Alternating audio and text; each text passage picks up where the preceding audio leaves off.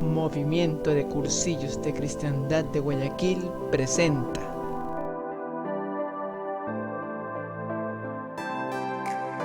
Escuela de Formación en la Fe y Santidad.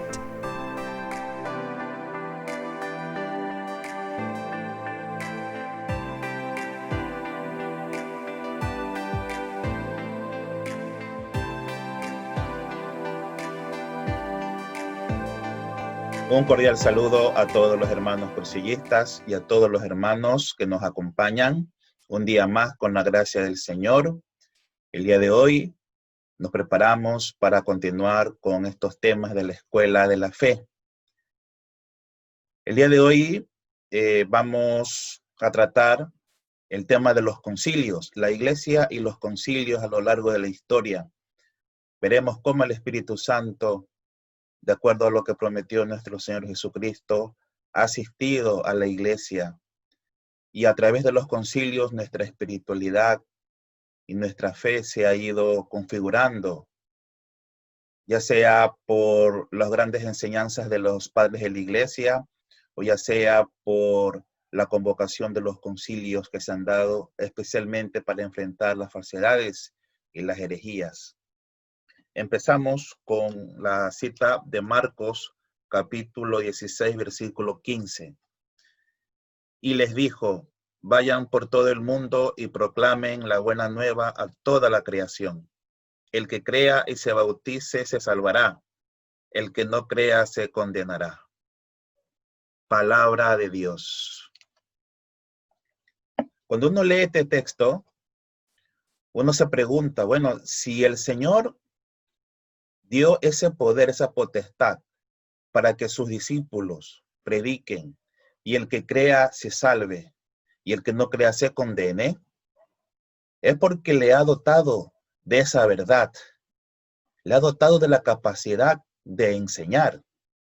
Y si no tuvieran la verdad, entonces, ¿qué enseñarían?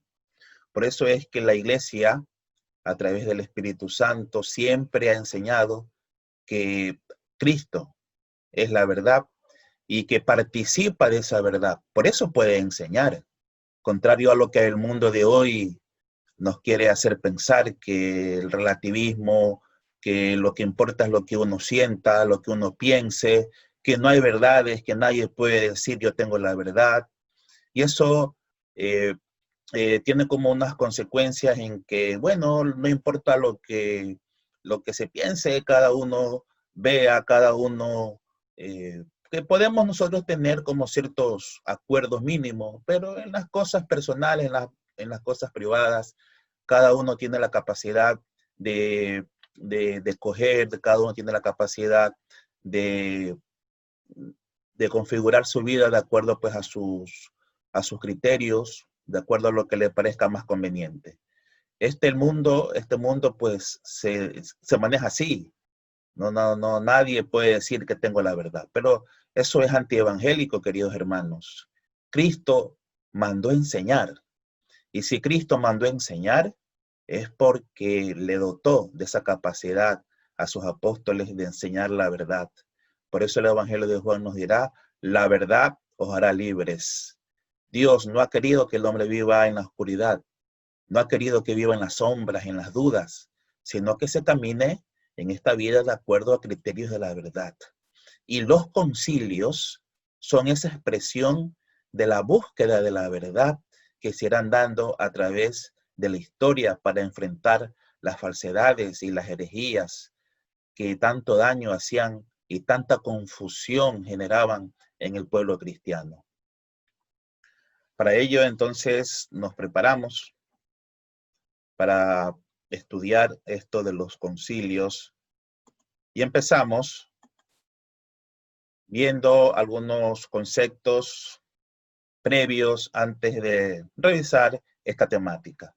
Bien, los concilios ecuménicos en la Iglesia. Continuamos con los conceptos primero, ¿no? Hay dos palabras claves en esto de los concilios, que es concilium, que viene de la voz latina, y la palabra sínodos, que viene de la voz griega. Son palabras muy parecidas, que lo hemos utilizado, pero que tienen cierta diferencia que cabe pues tenerla siempre en cuenta. Concilium, que es de la voz latina, tiene un significado de convocar al conjunto, lo que entendemos por asamblea. Y sínodos, de la voz griega, significa hacer camino en común, caminar juntos, ¿no? Uniendo estos dos significados etimológicos, podríamos decir entonces que un concilio es una convocatoria de asamblea de obispos para hacer camino en común, hacer camino en la historia para proclamar el querigma cristiano predicado por Jesús. Y eso es lo que la iglesia ha hecho en estos 21 siglos, proclamar lo que Jesucristo vino a enseñarnos, de que Él es el camino, Él es la verdad y Él es la vida, que cuando el hombre busca su vida, la pierde, pero cuando pierde su vida por Él, la gana. Un concilio es ecuménico si es convocado por el Papa y es extensivo a toda la Iglesia Universal. Los concilios particulares, ya sea de una región o una nación, llevan el nombre de sínodos.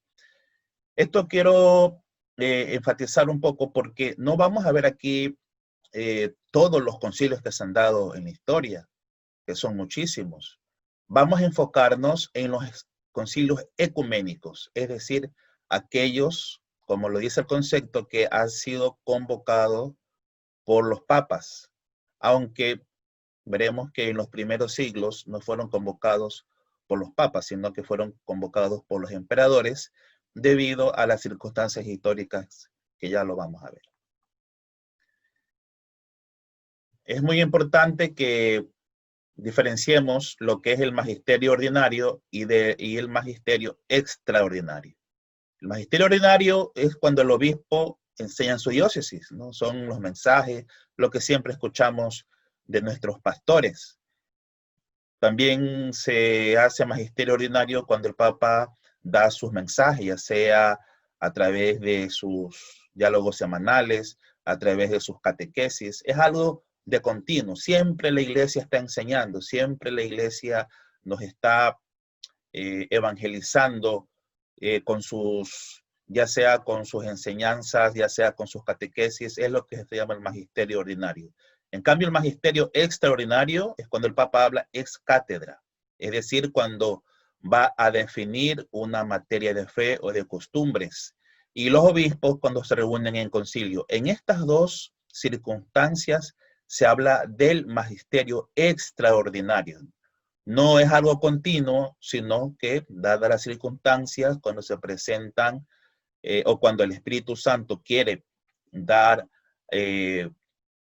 a entender de que se necesita la reunión de obispos o el pronunciamiento del Papa en algún tema, entonces pues se presenta esto del magisterio extraordinario. Entonces, tengamos bien en cuenta estas dos diferencias, ¿no? Del magisterio ordinario y del magisterio extraordinario. En este caso, los concilios que estamos viendo entran en la categoría del magisterio extraordinario. Es decir, que tenemos los católicos todas, pero toda la seguridad de que este magisterio es infalible, de que es inspirado por el Espíritu Santo. Todo magisterio es infalible, pero especialmente el magisterio extraordinario. Bien, vemos ahí un grabado, los obispos en concilio, no es un cuadro que está en el Vaticano, ¿no? Los obispos ahí en concilio en la época de la Iglesia Antigua.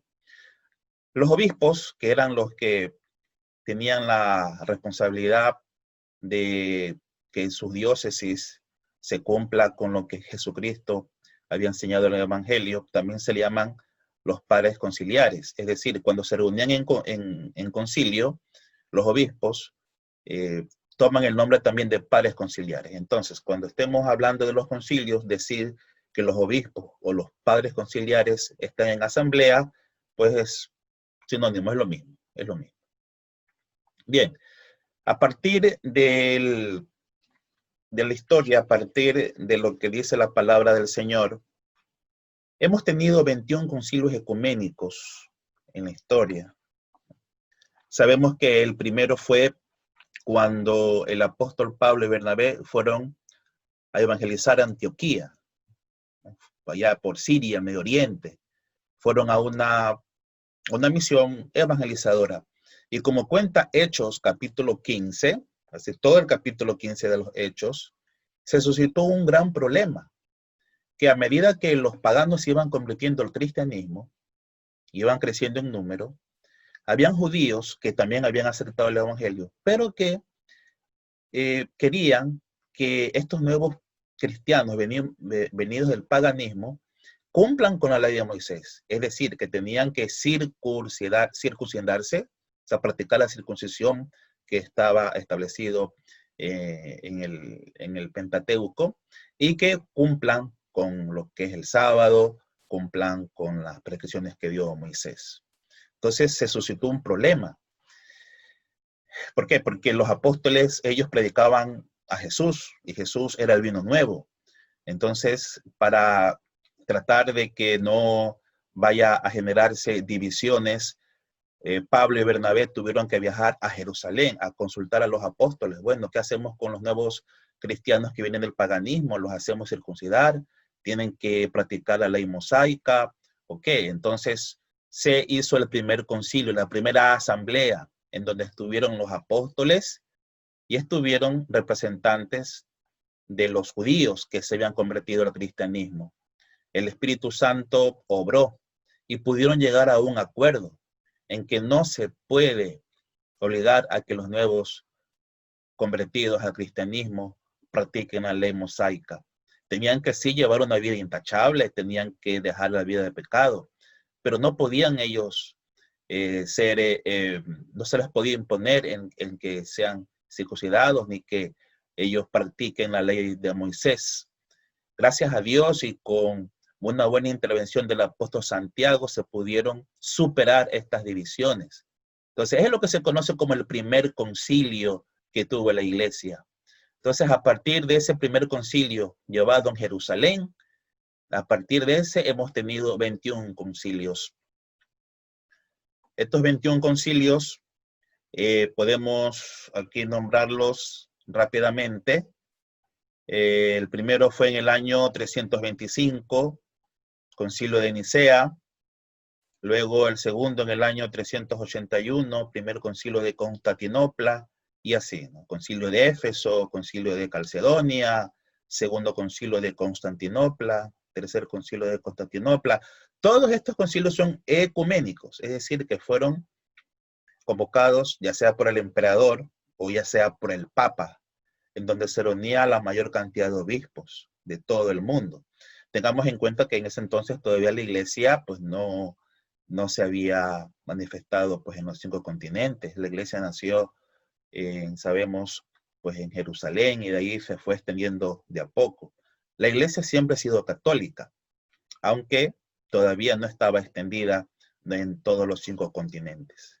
Entonces, desde el concilio de Nicea hasta el concilio Vaticano II, que es el número 21, es lo que vamos a revisar brevemente el día de hoy.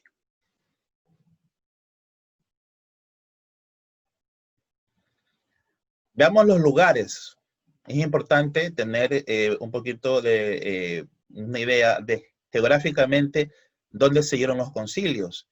Ahí hay unos vistos, ciertos puntos que les he puesto ahí como para que puedan verlos, especialmente los primeros siglos donde se dieron los concilios. Por ejemplo, en el lado izquierdo, Lyon, que es ahora parte de Francia. Vemos el concilio de Trento, ¿no? Que se dio entrando la Edad Moderna. Trento está más o menos en medio. Vemos el concilio de Florencia. Vemos Constantinopla, que hemos visto ahora, que en los primeros siglos en Constantinopla, Calcedonia, Nicea, Éfeso, en el lado derecho del mapa, pues vemos dónde estaban ubicados, porque la iglesia se comenzó pues a formar es justamente aquí, pues no, en Europa y parte de Asia. En ese tiempo pues estaba el Imperio Romano y toda la Europa central y parte de Asia pues estaba conquistado por este imperio. Pero veremos que después este imperio pues iba a desaparecer y se iba a cristianizar. Y eso iba pues a tener unas consecuencias como lo veremos. Vemos ahí los apóstoles Pedro y Pablo y el apóstol Santiago en el concilio de Jerusalén del año 49. Ya habíamos comentado que en este concilio se presentó el problema de que los paganos convertidos al cristianismo se les quería obligar a que sean circuncidados y que practiquen la ley de Moisés. En el año 300 se hizo un concilio en Elvira, cerca de España. Y este concilio, a pesar de su antigüedad, tiene unos cánones que daría a parecer que es una iglesia madura, ya una iglesia pues que realmente ha aceptado en su corazón el Evangelio de Cristo. Y cuando uno lee los cánones de este concilio, uno se queda pues admirado. Por ejemplo, se habla de no mezclarse en las creencias paganas, se habla de mantener una vida intachable, ya se habla aquí de que los matrimonios no pueden ser entre, entre paganos o entre personas que adoran a dioses falsos. Es decir, se tiene una conciencia ya muy clara de lo que es la vida cristiana. A pesar de esa antigüedad, sin embargo, pareciera de que se hubiese hecho, no sé, en estos tiempos. Y cuando uno lee esto de los concilios, pues uno cree que las personas de aquellos tiempos pues todavía no tenían el conocimiento, todavía no sabían realmente interpretar o poner en práctica las enseñanzas de Jesús. Pero no es así. Desde los primeros siglos de la iglesia se ven unas comunidades cristianas que llevan el evangelio en su corazón y tienen una actitud bien madura, tienen una actitud en la cual ellos viven su fe de manera íntegra, de una manera muy, pero muy convencida. En el año 313, el emperador romano Constantino promulga el edicto de Milán y es el fin de las persecuciones. Sabemos que en los primeros siglos de la iglesia era perseguida. Era la época de los mártires, era la época del martirio, era la época en la que se mataban a los cristianos. Entonces llega este emperador, promulga el edicto de Milán, donde se establece la libertad de culto, es decir, respeta la libertad de los cristianos. De religión perseguida, el cristianismo pasó a ser religión oficial del imperio en el año 380. Y aquí cambia ya pues la historia, porque si bien es cierto que en los primeros siglos crecieron los cristianos fruto del trabajo y de la evangelización de Pedro, de Pablo y de los apóstoles, pero también es cierto que eran perseguidos, no, se les quería obligar a que adoren al César, que adoren a sus dioses y fruto de eso pues mataban a muchos cristianos. Pero al poner fin a esas persecuciones, comenzamos una nueva era de la iglesia, que podrá sonar como algo, como una gran bendición, pero que también el hecho de ser religión oficial del imperio también conllevará algunas consecuencias para la iglesia, como lo veremos, ¿no? Entonces, hemos visto cómo la iglesia a través de los primeros siglos pasa de ser una iglesia perseguida a ser una iglesia del imperio.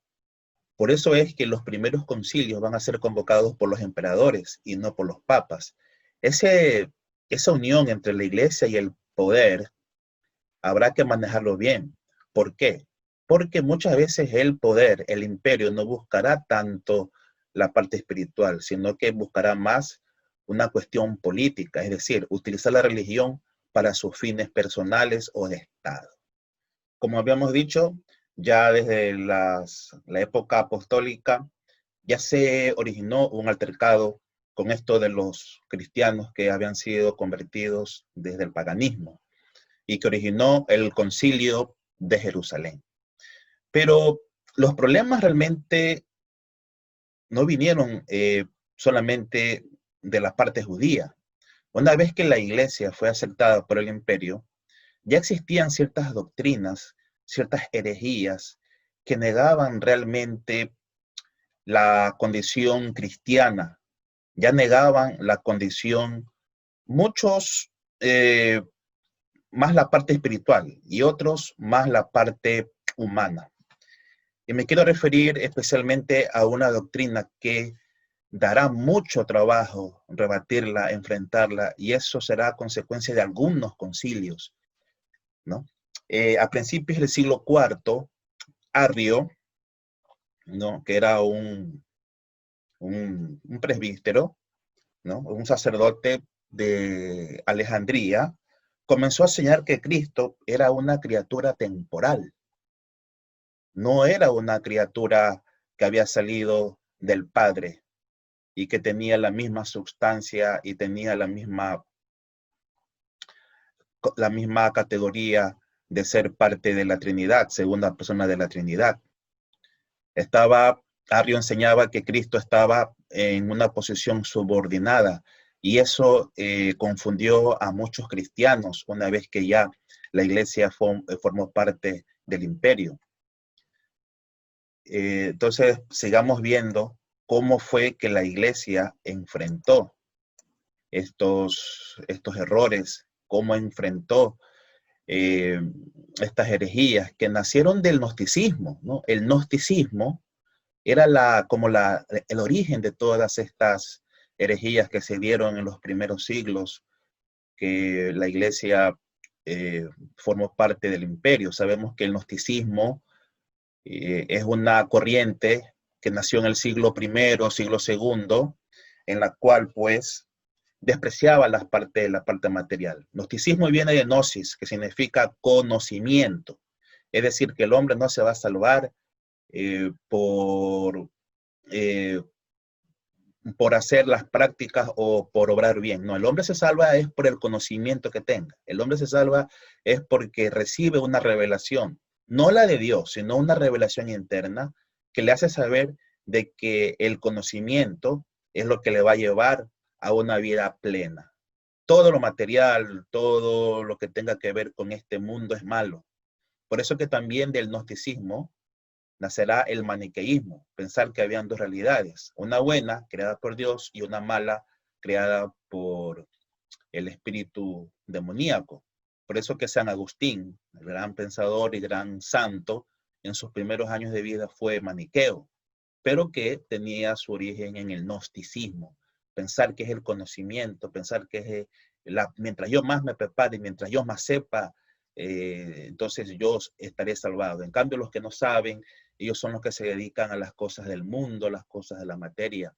Por eso es que para el gnosticismo, incluso hasta casarse y tener hijos es malo. ¿Por qué? Porque significa engendrar materia y encerrar el alma en esa materia. Entonces era una doctrina que mezclaba muchas creencias, filosofía griega, filosofía oriental, tenía ciertos elementos de la religión judía, o sea, era toda una mezcla, ¿no? Toda una mezcla. Y como veremos un poquito más adelante, este gnosticismo aún sigue en nuestros días, como nos lo recuerda el Papa Francisco. Bien, entonces, debido a esto, cuando ya Constantino está en el poder y proclama o promulga este edicto, pues bueno, él se preocupó. Bueno, ¿cómo mismo es esto? Si a mí me dicen de que Jesús es Dios, pero acá me dicen que es subordinado, entonces Constantino se dio cuenta de que había ya divisiones dentro de los cristianos. A ver, ¿cómo mismo es esto? Entonces, para lograr la paz del imperio, porque para Constantino la religión era una cuestión de paz, convoca a todos los obispos en la ciudad de Nicea para establecer cuál era la verdadera doctrina. Es el primer concilio ecuménico de la historia, convocada por un emperador para poder llegar a un conocimiento que nos diga, bueno, ¿cuál es la verdad? Si Arrio tiene razón o lo que la tradición de ustedes, de la iglesia, es la correcta. Entonces, comenzamos con el primer concilio, Nicea, año 325. Voy a resumir estos concilios ecuménicos brevemente y los iremos comentando, ¿no? Unos más que otros, debido pues que no todos tuvieron quizás la misma importancia, pero unos más que otros no, ahí nos podríamos detener. Primer concilio de Nicea, Asia Menor, fecha del concilio, del 20 de mayo al 25 de julio del año 325, convocado por el emperador Constantino. Ya había papa, ¿no? Papa siempre ha habido, pues era el papa Silvestre, ¿no? En ese entonces, pues el emperador respetaba la decisión del papa, pero al mismo tiempo el papa también respetaba las decisiones del emperador. Participantes, 318 padres conciliares, de acuerdo a las actas que se tienen. Hay concilios pues, antiguos que no se tienen así las actas completas o se tienen actas aproximadas de los padres conciliares. Pero en este caso tenemos que en las actas indica el número exacto de los obispos que participaron en ese concilio. ¿Cuál fue la temática de ese concilio? Proclamación del símbolo de la fe contra los errores o herejías del arrianismo. Se proclama la consubstancialidad del Hijo con el Padre, es decir, el Hijo es consubstancial al Padre, no inferior al Padre. Entonces, en este concilio, en donde ya se comienza a formar el credo que nosotros en las misas siempre recitamos. Nos vemos ahí un cuadro antiguo en donde del concilio de Nicea, en donde se condena a Arrio, ¿no? Arrio está en la parte de abajo, y los padres conciliares o los obispos ahí en unión, ahí discutiendo y llegando a un acuerdo entre la verdad, ¿no? El mismo catecismo de la iglesia pues nos cuenta de que es en este concilio en donde se proclamó realmente la igualdad del Hijo con el Padre en lo que tiene que ver con la sustancia. El Hijo no es creado, es engendrado por el Padre, a diferencia de nosotros que hemos sido creados. Luego tenemos el primer concilio de Constantinopla, año 381, ¿no? Ciudad Constantinopla, fecha del concilio, mayo-julio del 381. Fue convocado por el siguiente emperador, Teodosio, en épocas del Papa Dámaso I, participantes 150 padres conciliares. Temática, proclamación del símbolo de la fe niceno-constantinopolitano, que lo hemos escuchado, ¿no es cierto? Defiende y proclama la divinidad del Espíritu Santo. Se condena al arianismo. Es decir, que en el concilio pasado no se había hablado del Espíritu Santo y se pensaba que solamente Cristo y el Padre pues eran las dos únicas personas con naturaleza divina, y el Espíritu Santo pues era una especie como de algo que tenga que ver solamente con con la espiritualidad, algo que tenga que ver con la acción de enviarnos a evangelizar, una fuerza interior que tiene cada uno, fruto de la creencia en Cristo. Pero se proclama ahora que no, que el Espíritu Santo es una persona, es la tercera persona de la Trinidad. Y como persona actúa, enseña, es la gran promesa que Jesucristo nos hizo cuando dejó este mundo, ¿no? Vemos ahí a San Ambrosio cuando bautiza a San Agustín en la iglesia San Agustín de Milán, allá en Italia. San Agustín fue uno de los grandes pensadores y que nos dejó las grandes enseñanzas de la Trinidad y que nos enseñó realmente que el Espíritu Santo, en sus escritos está, el Espíritu Santo es persona, tercera persona de la Santísima Trinidad. Luego viene el primer concilio de Éfeso. Este concilio del año 431 es muy, muy importante, queridos hermanos, porque aquí en este concilio es donde se proclama ya que la Virgen María es la Theotokos, es decir, es la Madre de Dios. Este concilio fue convocado por el emperador Teodosio, porque se seguía discutiendo esto de las doctrinas de Jesús. Ahora, cabe aquí indicar algo que es muy importante. En estos primeros siglos, ¿no?, a partir de que la iglesia ya fue aceptada por el imperio, se podría decir que habían como que tres herejías en las cuales dio mucho que pensar y mucho trabajo en rebatirlas. O sea, las primeras se las podría catalogar en aquellas que negaban la parte divina de Cristo. Decían que Jesús era distinto al Padre, que era subordinado, o sea, negaban la parte divina de Cristo. Habían otras herejías que en cambio negaban o minimizaban la parte humana de Cristo, ¿no? La parte humana de Cristo. Prácticamente decían que Jesús era una persona divina y que la parte humana la había asumido, pero que no había afectado a la parte divina. Es decir, Jesús es verdadero Dios, pero eso es de decir que Jesús es verdadero hombre, como que no, que también tiene sus raíces en el gnosticismo, despreciar la materia, despreciar lo creado, ¿no? Entonces, tenía sus raíces en el gnosticismo, ¿no?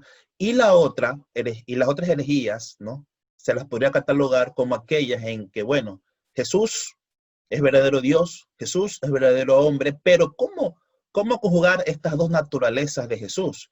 Entonces se pensaba que Jesús era como una mezcla de Dios, una mezcla de hombre, que era parte Dios, parte hombre. Entonces también se originaron muchas herejías al no saber conjugar la naturaleza humana y la naturaleza divina de Jesús.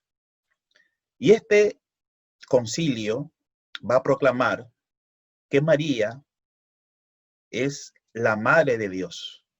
Pero para llegar a esto, se tuvo que condenar las tesis nestorianas, Nestorio, que hablaba pues de que Jesús era solamente divino, ¿no? Era solamente divino y que y que negaba la naturaleza humana. Entonces, si Jesús solamente era divino, entonces era imposible que la Virgen María sea la madre del Dios divino, porque María no podía engendrar la divinidad.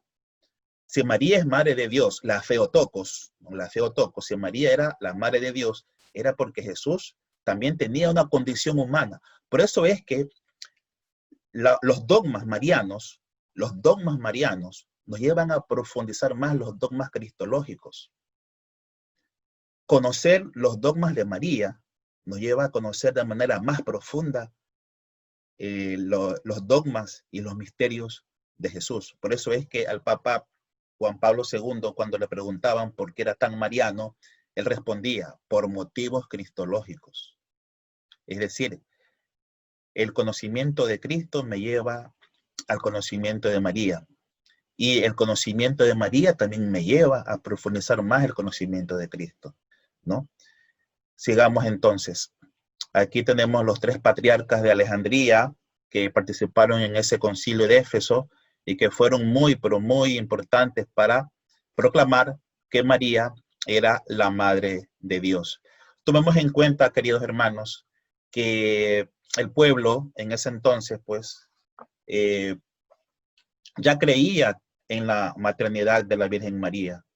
No pensemos de que el concilio era solamente una reunión entre ellos y que se reunían y que igual nosotros seguimos nuestra vida normal. No.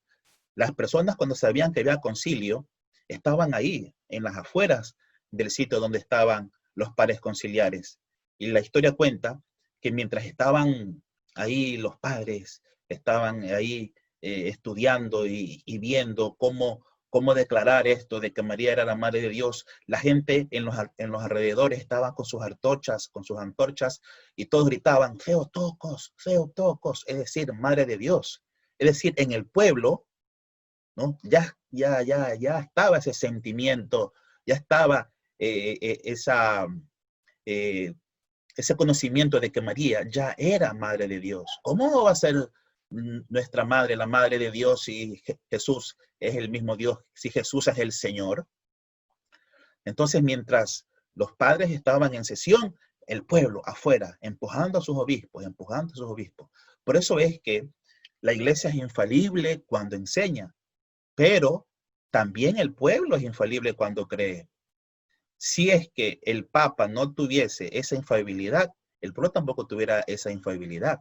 La infalibilidad del Papa, la infalibilidad de un concilio, es consecuencia de la infalibilidad de la creencia del pueblo. Por eso es que en los concilios en estos primeros siglos, el pueblo era el que estaba ahí, ¿no? Qué gozo era cuando se escuchaban ya las conclusiones de los concilios y la gente alababa, la gente ya volvía a sus casas con una alegría desbordante, el saber de que lo que ellos estaban proponiendo se cumplía.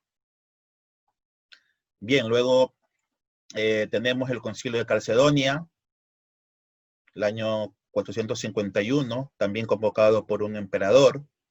Entonces aquí en este concilio se afirma definitivamente la doble naturaleza de Cristo, verdadero Dios y verdadero hombre. Se condena el monofisismo que negaba la condición humana de Jesús. Entonces, como ustedes ven, seguimos con estos enfrentamientos entre cuál era la verdadera naturaleza de Jesucristo. Luego tenemos el segundo concilio de Constantinopla, también convocado por un emperador en tiempos del Papa Virgilio I, participantes 153 padres conciliares. Temática, la problemática de los conflictos teológicos y políticos del monofisismo y del nestorianismo. Seguían estas herejías, seguían estos enfrentamientos. Tengamos en cuenta que en estos siglos el Imperio Romano estaba dividido en dos, en la parte occidental, que es la parte de Europa prácticamente, y la parte oriental. Pero la parte occidental ya no estaba dirigida por los emperadores cristianos, sino que ya había sido conquistada por los bárbaros, que eran pueblos paganos, ¿no? Solamente la parte oriental se había como que mantenido se mantenía como que sus raíces, pero esa parte oriental de la iglesia estaba muy, pero muy, muy controlada. Los emperadores tenían ahí mucha influencia. Entonces, se le hacía muy difícil al Papa, de una u otra manera, gobernar la iglesia de Oriente. Después, se llegará al cisma, llamado cisma de Oriente con Occidente, en donde la iglesia oriental tomará el nombre de iglesia ortodoxa. Es decir, que con el tiempo se llegará a separar y la iglesia católica quedará solamente en la parte oriental de lo que conocemos ahora como los países europeos y ciertos países del Asia, ¿no? Y también parte del África. Entonces, por eso que se daban estos problemas, estos conflictos, porque los emperadores tenían mucha influencia y manejaban la religión para cuestiones más políticas. Igual convocaban a concilios y los padres conciliares con el Espíritu Santo trataban de que estos problemas lleguen justamente, pues así como se hizo con el concilio de Jerusalén, los apóstoles lleguen a establecer la paz en el imperio. Tenemos el tercer concilio de Constantinopla, seguimos avanzando. Lo convoca el emperador Constantino IV, tiempos del Papa Agatón. Entre 50 y 170 pares conciliares asistieron. Temática, condena del monotelismo, ¿no? Una única voluntad. Como les decía, de las herejías que se tenían en los primeros siglos, no se sabía conjugar bien entre la naturaleza humana y divina. Entonces se condena el monotelismo que enseñaba de que Jesús solo tiene una sola voluntad, la divina, pero se negaba que tenga voluntad humana, ¿no? Entonces se volvió otra vez a enfatizar de que Jesús es verdadero hombre y verdadero Dios.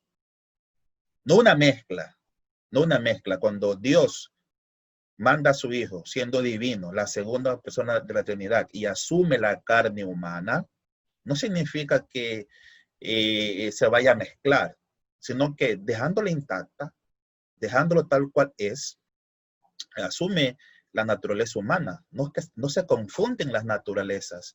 Entonces Jesús es una persona divina, no son dos personas, es una sola persona divina, pero dos naturalezas perfectamente sincronizadas, sin mezclarse la una con la otra. Una naturaleza divina, que ya la tenía antes de la encarnación, y una naturaleza humana.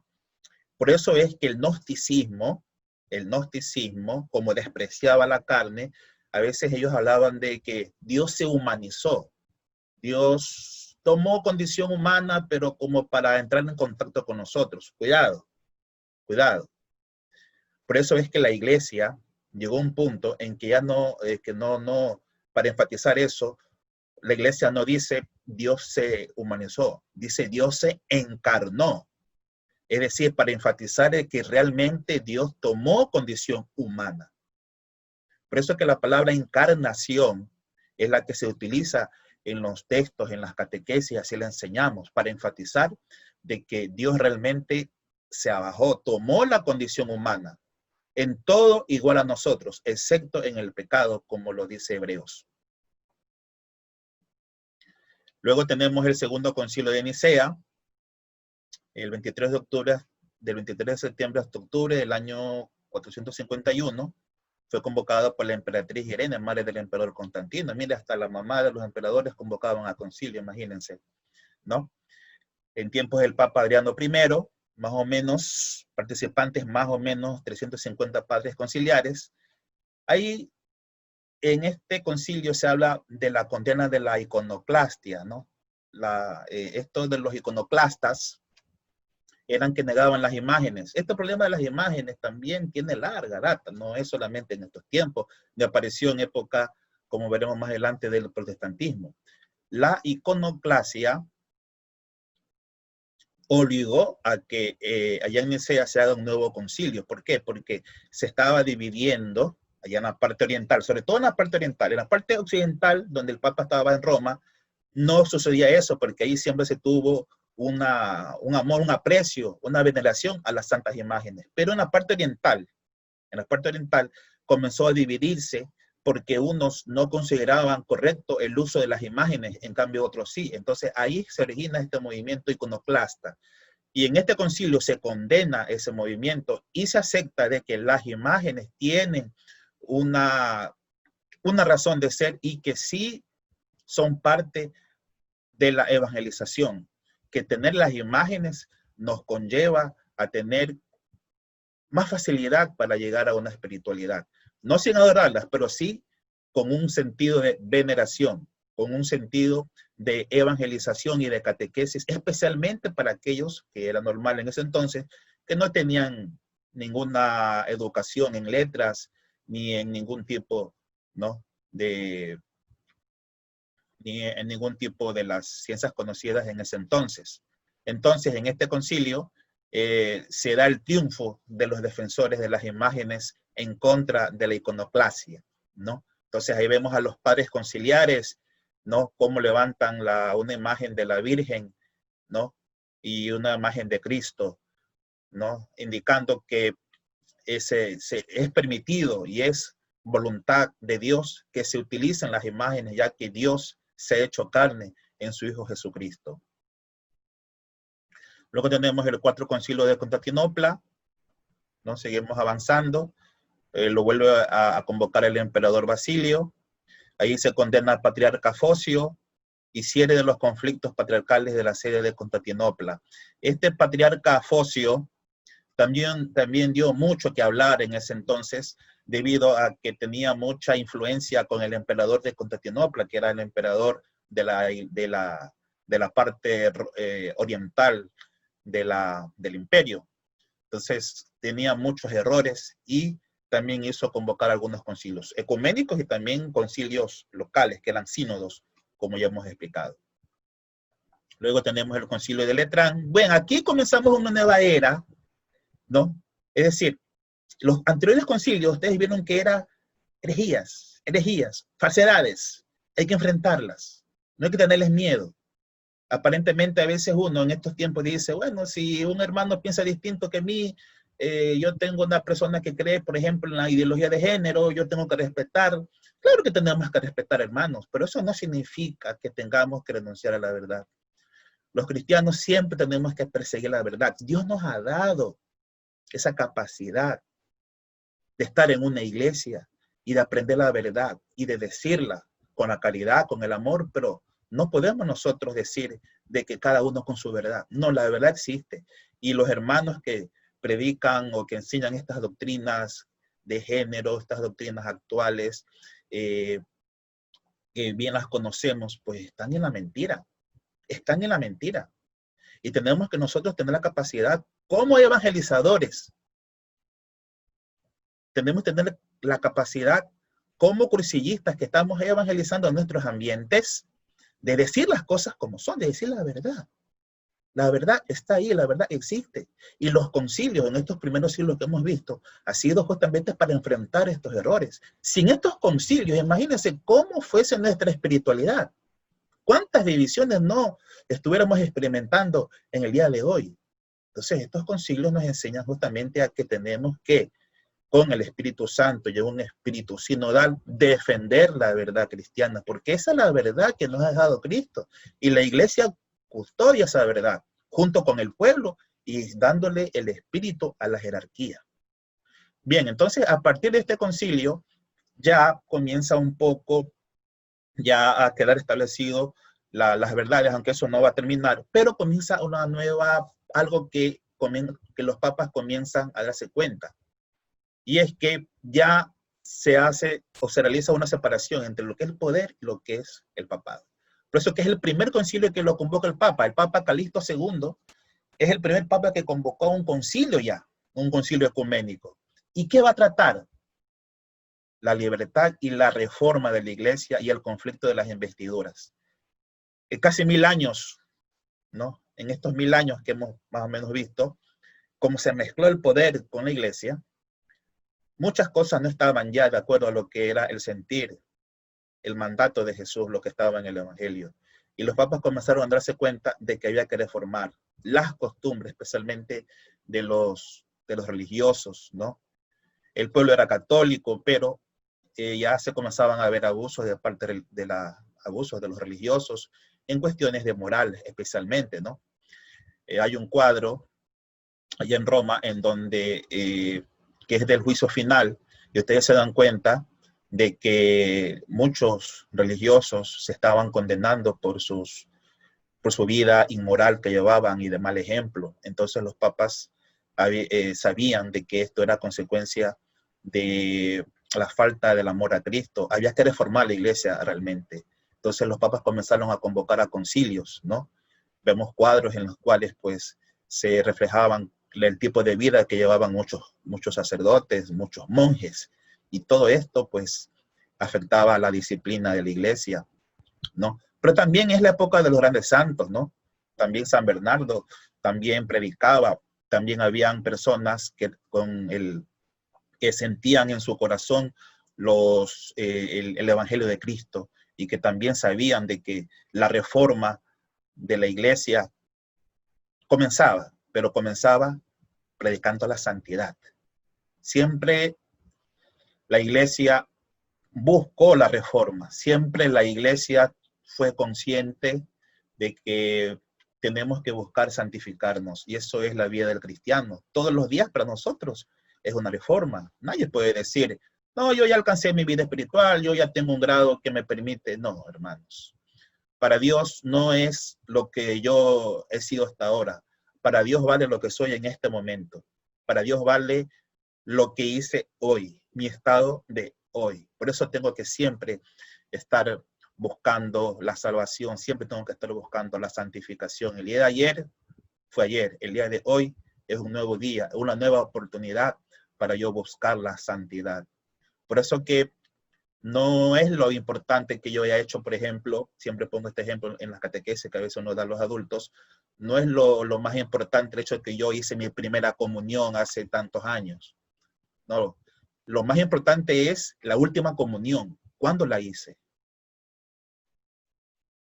No es tan importante lo que yo le prometí a mi esposa hace tantos años que me casé. Lo importante es cómo hoy, el día de hoy, yo me relacioné con mi esposa. El día de hoy, cómo me porté con mi esposa.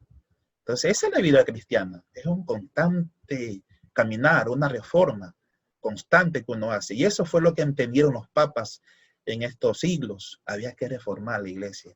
Había que buscar la santidad. Había que buscar asemejarse más y más a Cristo, que es el camino, la verdad y la vida.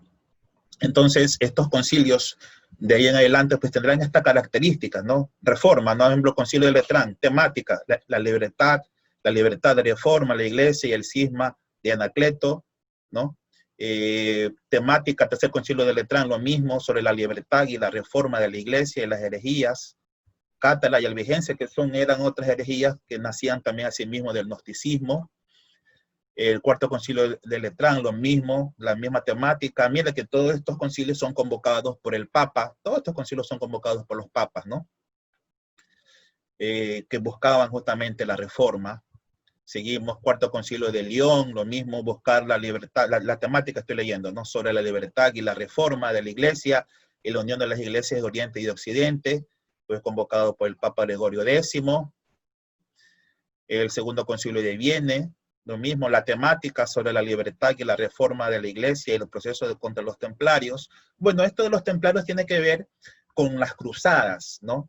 Que mucho se ha criticado esto de las cruzadas. Saben ustedes que los templarios defendían a los cristianos que iban a Tierra Santa, pero eso estaba invadido de musulmanes y no dejaban que los cristianos vayan a visitar, por ejemplo, el sitio del Santo Sepulcro, donde actualmente pues, hay una basílica.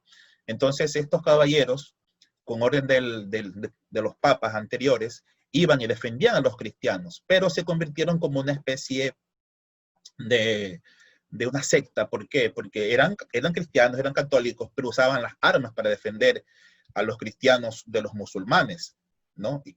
Hicieron buenas obras, ellos construían iglesias, construían ciertos lugares para que los cristianos estén a salvo de los musulmanes.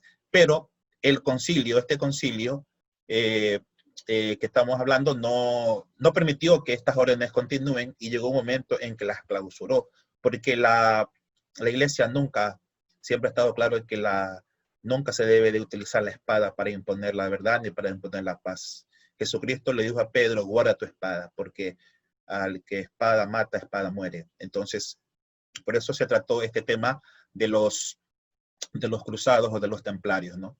Luego sigue el concilio de Constanza. Asimismo, hablaban del cisma de Occidente, la reforma de la iglesia, según la nueva eclesiología. Seguían algunas herejías que también eran derivadas del gnosticismo, ¿no? Bien, y finalmente podemos ver aquí el concilio de Basilea, lo mismo, la reforma de la iglesia, la unión de las iglesias de Oriente. Igual la iglesia buscaba esa nueva definición de lo que realmente era la iglesia, que todavía estaba pues muy emparentada con los imperios, ¿no? Tenemos el concilio de Letrán, ¿no? Lo mismo, la temática en materia de la disciplina de la iglesia, buscando cómo reformar a las órdenes religiosas. Bien, llegamos al concilio de Trento. Este concilio dio un volque. ¿Por qué?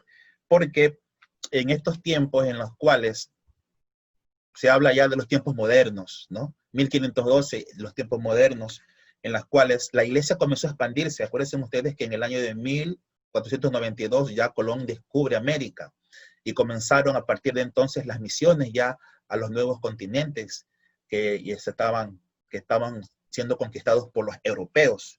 Entonces, pero aquí comienza también ya a expandirse la iglesia protestante, ¿no?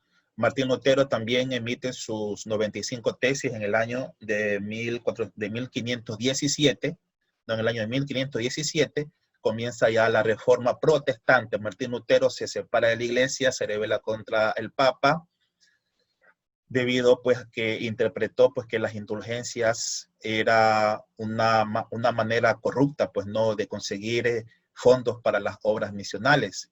Entonces Martín Lutero pues se rebela y en el Concilio de Trento, que también muchos le llaman de la contrarreforma, se condena pues al luteranismo y se establecen las bases justamente para que el pueblo católico pueda enfrentar esta herejía, ¿no? Bueno, este concilio de Trento pues tuvo hasta muchísimos años, hasta antes del concilio Vaticano I, tuvo sus incidencias, tuvo sus efectos, dado que prácticamente es el último concilio de la Edad Moderna. Ahí tendríamos que esperar hasta el concilio Vaticano II, que es ya siglo XIX, en las cuales pues se definirán algunas nuevas cuestiones, ¿no? Entonces ahí vemos a los tres reformadores, ¿no? Desde entonces, Zwinglio, que era un reformador suizo, Martín Lutero, y Juan Calvino, que reformó algunas iglesias de Europa. Entonces la reforma fue digamos como una nueva era en la iglesia, que es la que tenemos actualmente, ¿no? De ahí nacerán todas las iglesias evangélicas, testigos de Jehová y todas las iglesias que nosotros conocemos que estarán en contra pues, de la Iglesia Católica. Bien, en el Concilio Vaticano I se da en Roma, el Papa Pío IX, y se trata sobre la fe, la constitución de la Iglesia y la infalibilidad papal. Finalmente, hermanos, bueno, ahí tenemos el Papa Pío IX que convocó a este concilio. Tenemos ahí el Concilio Vaticano I, vemos ya cómo estaban tratando sobre el tema de cuál era. Ahora, es importante saber que ya aquí en estos tiempos, ya la iglesia pues ya había sido un poco relegada, ya se habían dado las grandes revoluciones y ya era una sociedad secularizada, ya no era la sociedad de la época medieval en donde todo el mundo era católico, no, aquí ya la Revolución Francesa, la Revolución Americana, las ideologías ya se habían metido en la gente. Entonces cada vez más bien se cuestionaba. Esta es la época en que se cuestiona ya la iglesia, se cuestiona la autoridad del Papa, se cuestionan las enseñanzas que nos dejan los grandes santos. Y es aquí en donde en este concilio pues se convoca para enfrentar justamente todas estas nuevas circunstancias. Finalmente el Concilio Vaticano II, que se dio en Roma, del 11 de octubre de 1962 hasta el 8 de diciembre de 1965. Lo convoca el Papa Juan XXIII, pero lo termina el Papa Pablo VI. 2.450 padres conciliares. Era la primera vez que ya que se tenía esta gran cantidad de padres, porque también habían sacerdotes habían obispos que venían de los distintos continentes del mundo. Temática, al comienzo no sabía Juan XXIII por qué convocaba este concilio. Él lo dice que fue una inspiración y fue una gran sorpresa porque ya lo que se había dicho en el Concilio Vaticano I parecía que era ya lo suficiente. Sin embargo, el Papa Juan XXIII decía, pero vivimos ya en otro mundo, vivimos en la era de la ciencia, vivimos en la era del progreso, y el mundo de ahora ya mira para otro lado. Pero la iglesia, ¿qué tiene que ver ahí la iglesia? Más bien se la ve como algo viejo, algo anticuado, ¿no? Que es solamente como para los mayorcitos y nada más. Entonces Juan XXIII dice, no, la iglesia tiene que también tener su protagonismo, porque la iglesia es la luz de Cristo. A través de la iglesia, Jesús sigue haciendo su obra. Entonces no puede ser de que los nuevos tiempos la iglesia quede como acá al margen, ¿no? Entonces, ahí están los dos papas, se convoca a este Concilio Vaticano II, ¿no? Juan XXIII y Pablo VI, y es el concilio, pues, el último concilio, pues, que tenemos ahora. Nosotros somos del Concilio Vaticano II y de aquí hemos bebido nuestra espiritualidad. ¿Y qué enseñó el Concilio Vaticano II? La iglesia, Lumen Gentium, bajo la palabra de Dios, Dei Verbum, celebra los misterios de Cristo, Sacrosanctum Concilium, para la salvación del mundo, Gaudium Spes. Esas siglas son las siglas de los 4 documentos principales. Son más, no hay documentos que son constituciones, pero estos documentos son los principales que promulgó el Concilio Vaticano II y que están en la base, y son la base de nuestra espiritualidad actualmente. Por ejemplo, cuando yo digo, yo soy la iglesia, tú eres la iglesia, pues lo estamos tomando de la Lumen Gentium, que es la doctrina sobre la iglesia, ¿no? Entonces, LG, Lumen Gentium, la luz de los pueblos. La iglesia es la luz de los pueblos, ¿no? Gran constitución dogmática sobre la iglesia. La Dei Verbum, sobre la palabra de Dios. Otra constitución sobre la importancia de la palabra de Dios en la vida del cristiano. La Sacrosanctum Concilium, la Sagrada Liturgia. ¿Cómo se renovó la liturgia justamente para que el pueblo también pueda participar y ser un agente más dinámico y no estático, como era antes, porque la iglesia antes del Concilio Vaticano II se la celebraba en latín. Y la Gaudium Spes, gozo y esperanzas, es sobre la acción de la iglesia en el mundo. Es decir, cómo tenemos los cristianos, los laicos, que ejercer nuestro apostolado en el mundo. Entonces, en estos documentos que promulgó el Concilio Vaticano II, están o son la base, como decía, de nuestro accionar cristiano en los tiempos de hoy, ¿no? Entonces, queridos hermanos, como vemos, Este recorrido por la historia de la iglesia nos hace ver de que el Señor ha estado con nosotros. El Señor no nos ha abandonado. El Señor ha cumplido su promesa. Yo estaré con ustedes hasta el fin de los tiempos. Y aunque hayan doctrinas, aunque hayan vientos, aunque hayan mares que quieran hundir a la iglesia, siempre estará ahí el Señor. Siempre nos dirá, no tengan miedo. No tengamos miedo. La verdad está en la iglesia y Cristo es la garantía de que la iglesia va a continuar dentro de este mundo y dentro de los errores que podamos ver en nosotros los cristianos, en la jerarquía. Pero a pesar de eso, Jesucristo mantiene la barca a flote y no lo deja hundirse. No lo deja hundirse. Queridos hermanos, alabado sea el Señor Jesucristo. Tengan ustedes un buen día y que nuestra Madre Santísima nos acompañe y nos proteja en nuestra vida cristiana. Movimiento de Cursillos de Cristiandad de Guayaquil presentó